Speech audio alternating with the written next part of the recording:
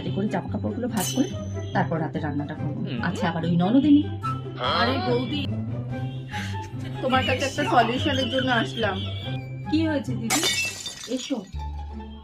আরে তোমাকে কি বলবো বৌদি, আমার ননদটা না এত বদমাশ, পুরো শাশুড়িকে পুরো কবজা করে রেখে।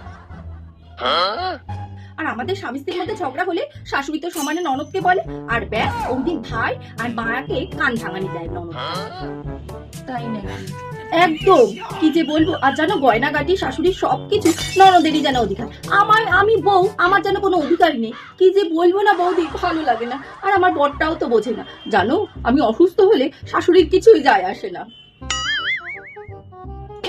যাই হোক বৌদি, শোনো, ওই যে কানের দুলটা যে মা বানিয়েছে না, নতুন ওই যে ময়ূরের পেখমালা, ওই কানের দুলটা কিন্তু মা আমার জন্য বানিয়েছে।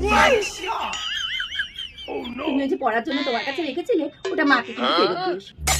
ঠিক আছে গো, দিয়ে দেবো তোমাকে। যাই, আমি একটু আমার কর্তাকে ফোন করে দেখি বাড়ির পরিস্থিতিটা ঠিক হলো।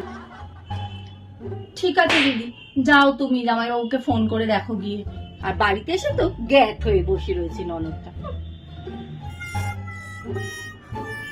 কি চালা, আজকেই আমি মাকে ফোন করে বলবো তোমার ছেলে বউয়ের মধ্যে অশান্তি হলে আমাকে একদম ফোন করবে না। আর গয়না কাকি মার আমার কোনো কিছু দরকার নেই। বাবা, এইসব করতে গেলে আমিও তো আমার ননদের বদলে আমার ভাইয়ের বউয়ের সংসারে ঢুকতে কোনো দরকার নেই। বাবা যেমন বীজ বপন করবে তেমনই ফল পাবে। আমিও ওদের মধ্যে নেই, আমার সংসারেও তাহলে বাবা শান্তি থাকবে। যাই, আজকেই মাকে ফোন করবো।